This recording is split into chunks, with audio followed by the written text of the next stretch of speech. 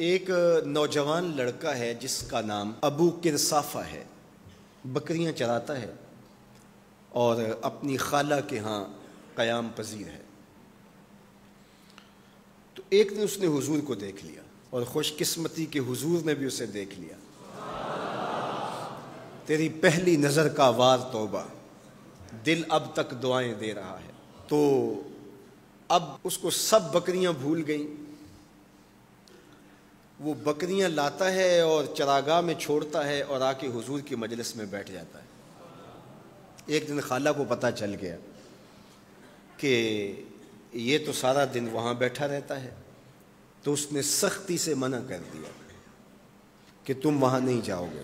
اب ایک دن تو کاٹا، 2 دن کاٹے، لیکن برداشت نہیں ہوتا۔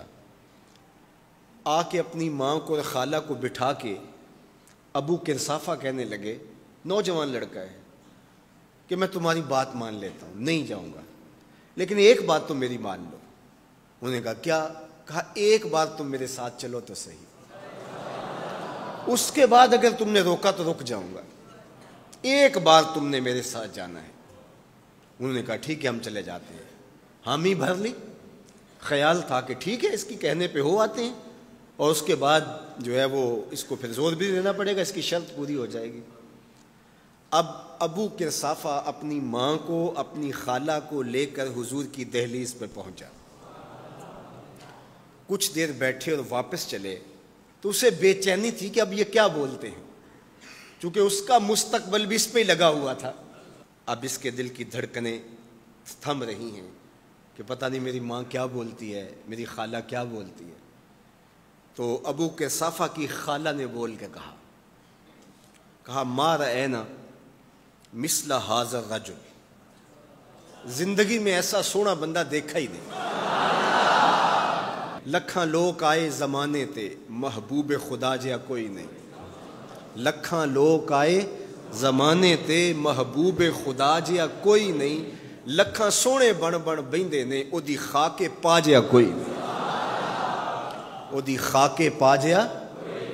اور اعظم چشتی مرحوم ساری زندگی حیرت میں گزار دیتے ہیں اور لکھتے ہیں کہ سمجھا نہیں ہنوز میرا عشق بے ثبات، سمجھا نہیں ہنوز میرا عشق بے ثبات، تو کائنات حسن ہے یا حسن کائنات، تو کائنات حسن ہے یا حسن کائنات۔ احسن وجہن، ابو کرصافہ کتنا سونا چہرہ تھا، کتنا سونا چہرہ تھا۔ ولا انقا ثوبن، اور جتنے سونے کپڑے تھے اتنے سونے کپڑے بھی کسی کو پہنے ہوئے نہیں دیکھا۔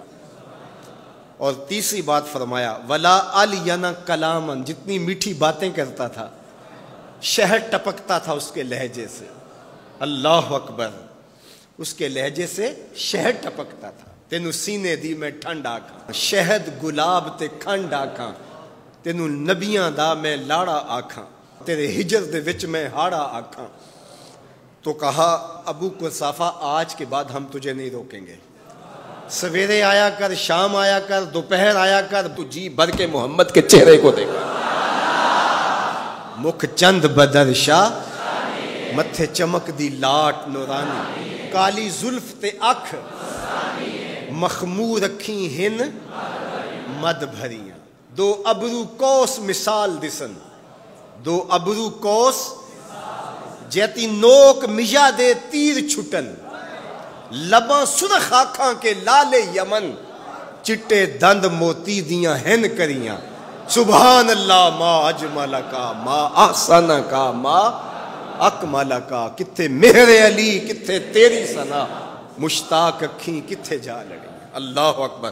ابو کرصافہ کی خالہ پہلے تو وہ کہتی تھی جاتا کیوں ہے، اب اس کی اپنی کہانی۔ سودا لینے کے لیے بازار گئے، ہاتھ اس کے بکے جس کے خریدار گئے۔